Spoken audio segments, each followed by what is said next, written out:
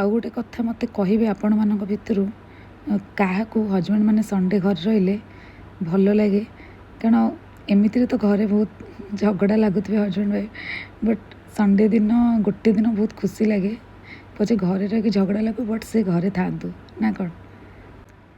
ସେଇ ଖୁସିରେ ଆଉ ମୋ ଭିଡ଼ିଓ ବନେଇବା ଖୁସିରେ ବହୁତ ଦିନ ପରେ ହଜବେଣ୍ଡ ମଟନ୍ ସପ୍କୁ ନେଇ ଆସିଲେ ଆଉ କହିଲେ ଆଜି ମଟନ୍ ନେବା, ତୁ ଯେମିତି ସିମ୍ପୁଲରେ ବନାଉ ଅଳ୍ପ ମସଲା ଦେଇକି ସେମିତି ହିଁ ତୁ ଆଜି ଟ୍ରାଏ କର, ଦେଖିବା ବହୁତ ଦିନ ପରେ କେମିତି ଲାଗୁଛି।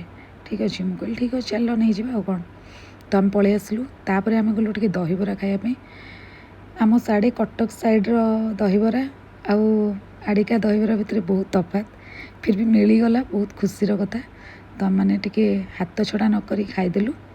ତାପରେ ମୁଁ ପଳେଇ ଆସିଲି ଘରକୁ, ମଟନ୍ ପାଇଁ ପ୍ରିପାରେସନ୍ ଷ୍ଟାର୍ଟ କରିଦେଲି। ଦେଖିପାରୁଥିବେ ଯେମିତି ଆଜ୍ ଅଲୱେଜ୍ ଓଡ଼ିଆମାନଙ୍କର ଷ୍ଟାଇଲ୍ ସେମିତି ହିଁ ମୁଁ ବନାଏ। ମଟନରେ ସୋରିଷ ତେଲ, ହଳଦୀ, ଲୁଣ ଟିକେ ପକାଇକି ତାକୁ ମ୍ୟାରିନେଟ୍ କରି ରଖି ସାରିଲା ପରେ ମୁଁ ଏପଟେ ପ୍ରେସର୍ କୁକର୍ରେ ସୋରିଷ ତେଲରେ ଖାଡ଼ା ଗରମ ମସଲା ପକାଇଦେଲି। ଆଉ ଏଠି ଦେଖିପାରୁଥିବେ ମୁଁ ସବୁଯାକ ଯେଉଁ ମସଲା ଥାଏ ନା, ଗରମ ମସଲା ହଉ, ମିଟ୍ ମସଲା, ହଳଦୀ, ରେଡ଼୍ ଚିଲି, ତାକୁ ମୁଁ ପାଣି ଦେଇକି ଗୋଳେଇ ଦିଏ କାରଣ ଯେମିତି ମସଲାଟା ପୋଡ଼ିବନି ସେଥିପାଇଁ।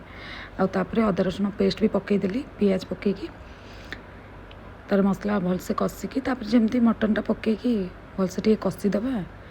50 ମିନିଟ୍ସ ଆରାଉଣ୍ଡ ମୁଁ କଷିକି ତାପରେ ଜେନେରାଲି ମୁଁ ଟିକେ କ'ଣ ଆଳୁ ପକାଏ ଆଉ ଅମୃତଭଣ୍ଡା ବି ପକାଏ ଯଦି ଥାଏ ତ ଘରେ। ତାପରେ ମୁଁ ପଳେଇ ଆସିଲି ମୋର ଟିକେ ଆଜି ସଣ୍ଡେରେ ଫେସ୍ଟାକୁ ଟିକେ କ୍ଲିନ୍ କରିଦେବା ପାଇଁ। ମୋର ଗୋଟେ ଫ୍ରେଣ୍ଡ ସବୁବେଳେ କୁହେ ଗୋଟେ ତ ଫେସ୍ ଭଗବାନ ଦେଇଛନ୍ତି, ତ ତା'ର କେୟାର ନେବାନି ତ କାହାର କେୟାର ନେବା।